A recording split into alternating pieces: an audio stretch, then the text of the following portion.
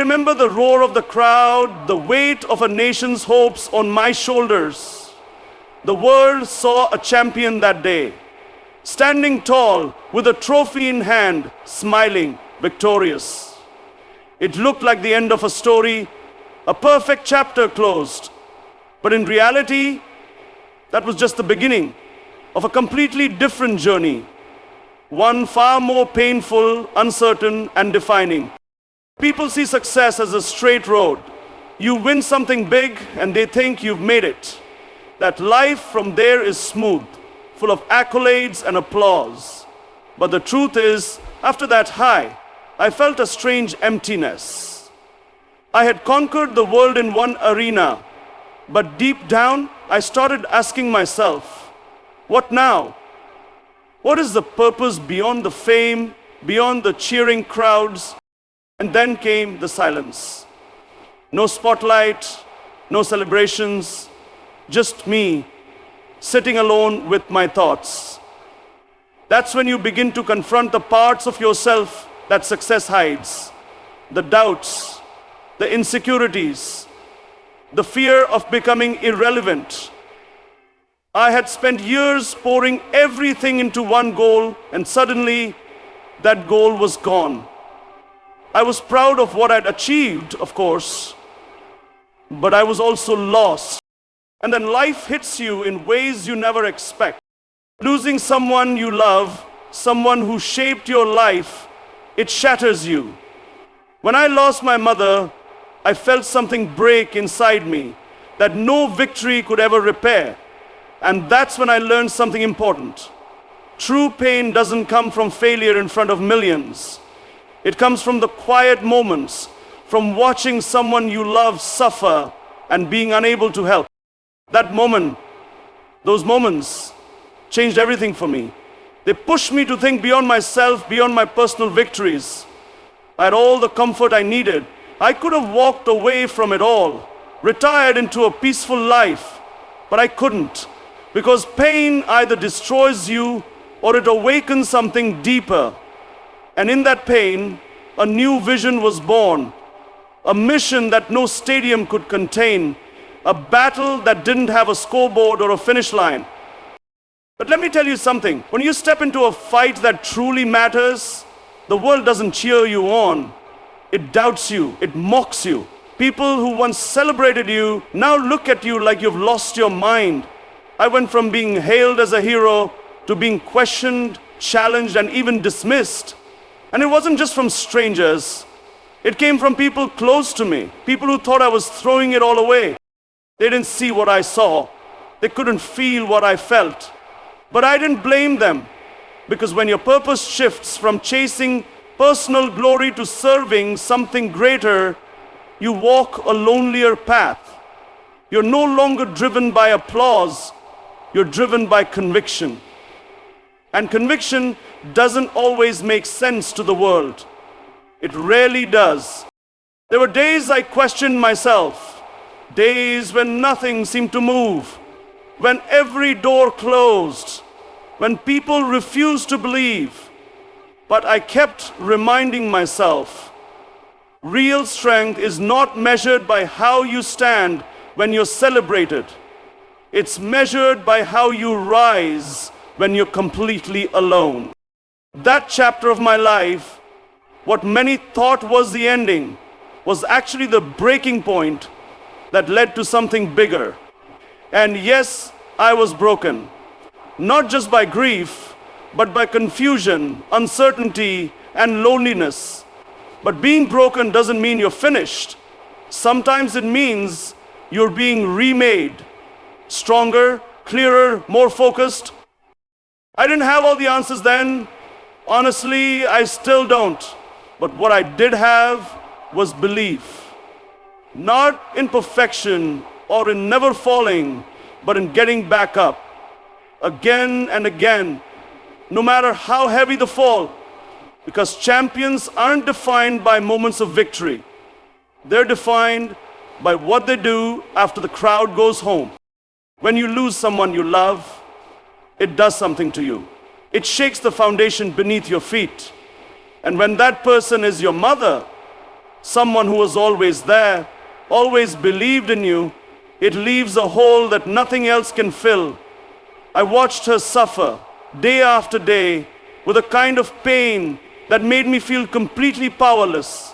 And in those moments, the applause of stadiums, the medals, the trophies, none of it could save her. That helplessness lit a fire inside me, a fire I couldn't ignore. I kept thinking, how is it possible that in a country of millions, we didn't have a single facility where she could be treated with dignity and care? It wasn't just about her anymore. It became about every mother, every father, every child who didn't have access to the kind of treatment that should be a basic right, not a privilege for the rich. So I made a promise to myself and to her. I would build a hospital, a place where anyone, rich or poor, could walk through the doors and be treated, regardless of who they were or what they had. But the idea of it seemed impossible. I wasn't a doctor, I wasn't an engineer, I wasn't a billionaire. I had no political influence, just a vision, just a sense of duty born from pain. When I first spoke about it, people laughed. They said it couldn't be done. They said I was dreaming. Some even said I was doing it for attention. And I don't blame them. They couldn't see what I had seen. They hadn't stood in that hospital room. They hadn't felt that helplessness. But I had. And once you've felt that, you can't go back to living life the same way. I went door to door. I asked for help. I spoke to people on the streets, at events, on TV, not as a public figure, but as a son who had made a promise. And for every 100 people who doubted, there was one who believed. And that one made all the difference. Slowly, brick by brick, prayer by prayer, we began to build. But it wasn't easy. There were setbacks, delays, endless red tape, corruption, mismanagement, roadblocks at every stage. People tried to discourage me. They said it would fail, and I almost believed them. Almost. But then I'd go back to why I started. I didn't begin this journey to impress anyone. I started it because I couldn't live with the idea that others would suffer like my mother did. And there's something powerful that happens when your purpose is rooted in pain and not ego. You become relentless. You stop caring about criticism. You stop needing approval. You just keep going, no matter how slow the progress, no matter how loud the noise around you. I remember the day the first patient walked in. That day I didn't see a hospital. I saw a promise kept. I saw pain transformed into hope. And I realized something. When you take your brokenness and use it to serve others, you begin to heal in ways you never thought possible. People often ask me, how did you manage to do it? The truth is, I didn't do it alone. It was built by belief, by faith, by the hands of people who gave whatever they could. Some gave money, some gave time, some just gave their prayers. That hospital didn't just treat cancer, it treated despair. It gave people something that's even more powerful than medicine: dignity and the belief that their life matters. What I learned from that experience is this: if your dream doesn't scare you, if it doesn't make people doubt you, then it's probably not big enough. And sometimes the most powerful force in the world isn't talent or wealth. It's a promise made in pain and a refusal to back down from it. There's a certain silence that follows a major achievement. After the celebrations fade and the spotlight shifts to someone else, You left with a question that echoes louder than any applause ever did. What now? I'd already won in one world, but I couldn't shake the feeling that something deeper was calling me. Something beyond personal glory, beyond the admiration of fans, beyond legacy even. I didn't know exactly what it was, but I knew I had to find out. So I stepped into a completely different world, a world that wasn't waiting to welcome me, a world where reputation didn't mean much. I thought if I entered it with honesty, with a vision to serve, people would understand, but I was wrong. Very quickly I realized that this was a place where truth was uncomfortable, and those who spoke it were rarely embraced. I was mocked openly. People didn't just disagree with me, they ridiculed me. They called me naive, a dreamer, someone completely disconnected from reality. It didn't matter what I had achieved in the past. In their eyes, I was nothing more than an outsider who had no business stepping into this arena. The headlines were harsh. The voices were louder than I expected. And it wasn't just the public, friends, people I respected, even those I thought would support me. They all questioned what I was doing. Some laughed behind my back. Others told me to my face, "You're wasting your time." But I kept going, not because I thought I would win. In fact, in the early years, I lost more than I can count. Lost elections, lost allies, lost credibility in the eyes of many. Every loss was a headline, every mistake magnified, and the easy path would have been to walk away, to accept that this world wasn't for me, to go back to a comfortable life and let someone else carry the burden. But every time I thought about quitting, I remembered why I started. It wasn't about winning power, it wasn't about status or recognition. It was about the injustice I had seen up close, the corruption, the inequality, the way the powerful thrived while the weak were forgotten. I had seen what this broken system did to ordinary people, and I couldn't ignore it just because it was easier to stay on the sidelines. And here's the truth. When you challenge a system built on privilege and dishonesty, it doesn't applaud you. It attacks you. It isolates you. It makes you question yourself every step of the way. There were nights I lay awake thinking, maybe they're right. Maybe I'm not cut out for this. Maybe this is too big for me. But then I'd remember something. If you only fight the battles you're guaranteed to win, you'll never fight the battles that actually matter. Being dismissed, being labeled a failure, those things don't break you. What breaks you is when you start believing them. I made a decision early on that I wouldn't measure my worth by election results or headlines. I would measure it by how true I remained to the mission. That's what kept me grounded. Years passed, more defeats, more ridicule. But I noticed something. Slowly, people started listening. Not because I changed the way I spoke, but because I refused to stop speaking. I refused to pretend, refused to play their game. And over time, people began to see that this wasn't just a phase. This was who I was. This was what I believed in.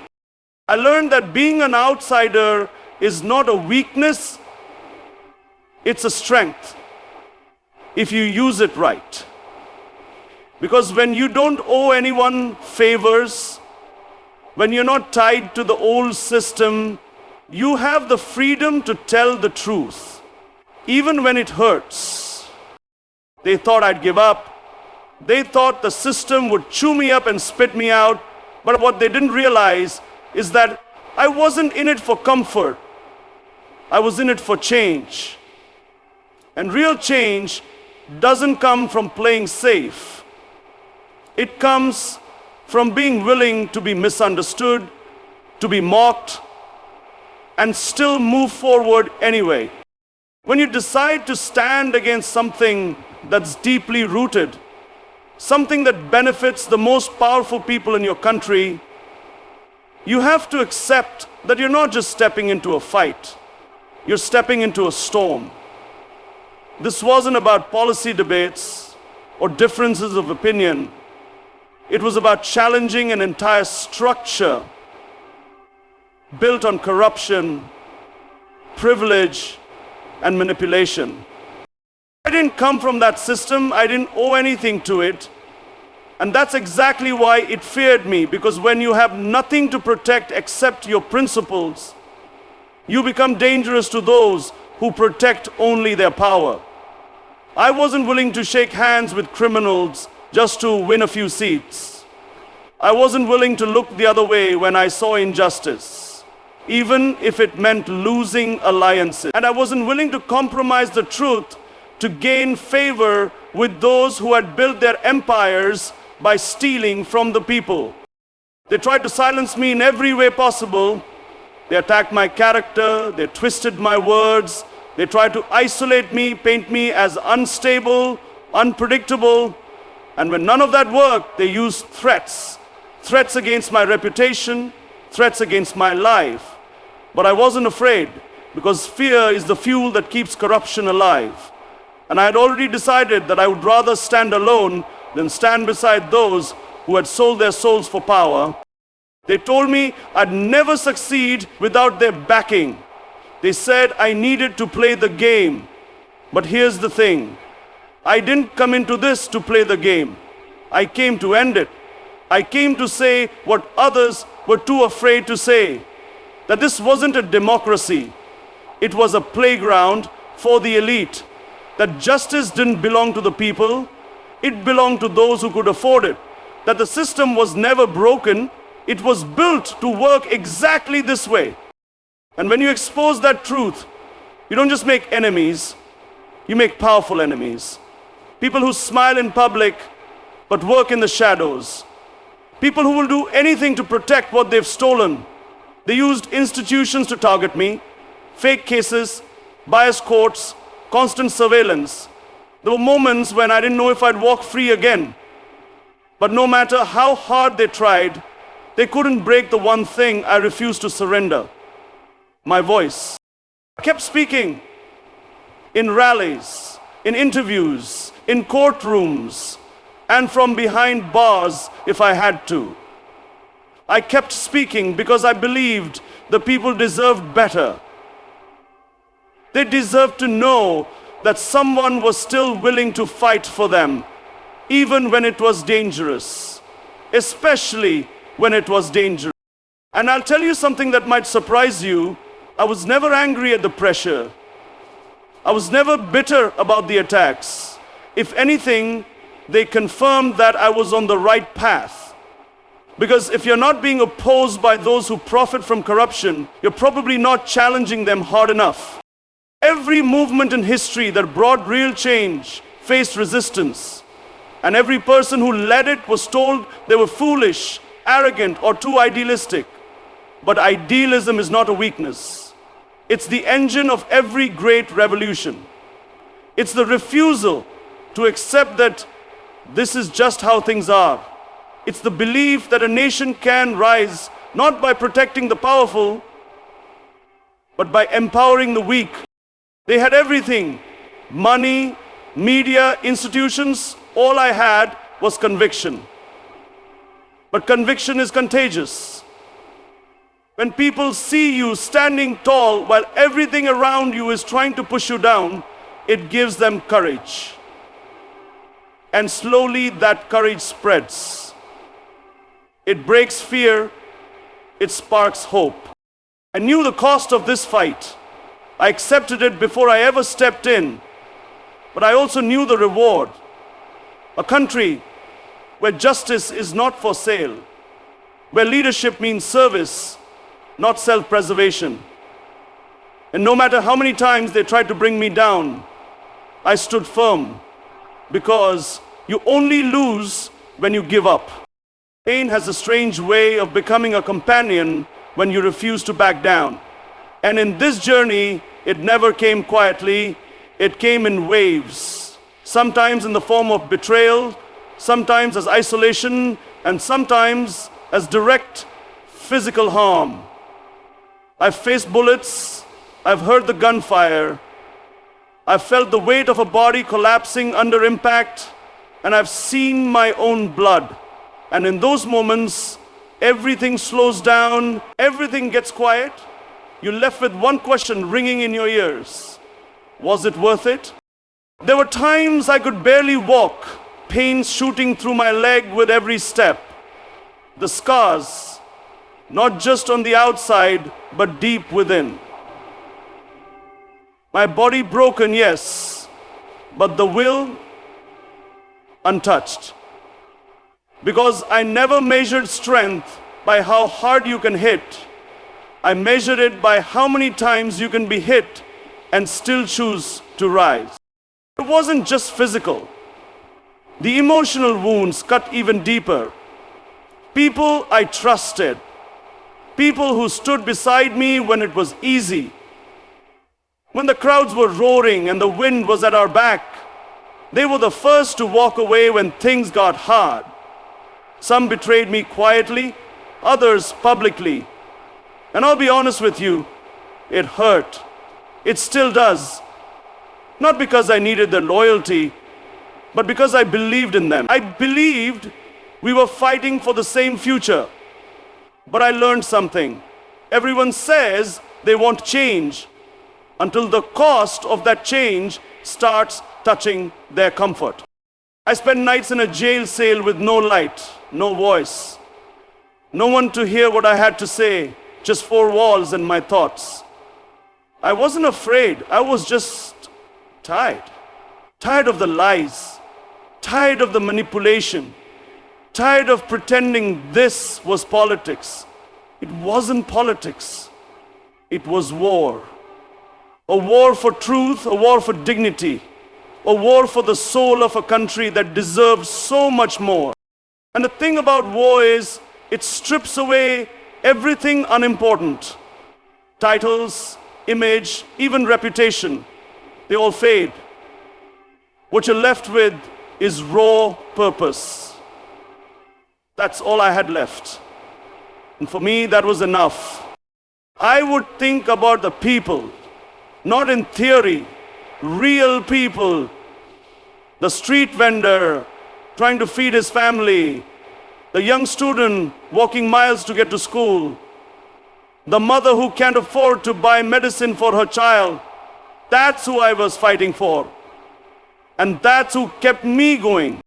You see, when you've been broken physically, when you've been attacked emotionally, when you've been locked away with no guarantee you'll ever walk free again, and you still hold on to your cause, that's when you know it's not a slogan, it's not an act, it's who you are. And no one can take that from you. There were moments I cried, not out of weakness, but from exhaustion. There were moments I doubted, not the mission, but myself. And in those darkest times, I would whisper the same words to myself. You're still standing. That's enough.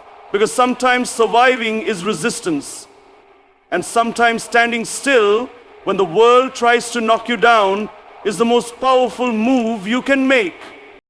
The people who tried to silence me, they misunderstood something fundamental. They thought breaking my body would break my spirit. They thought prison bars could hold back an idea.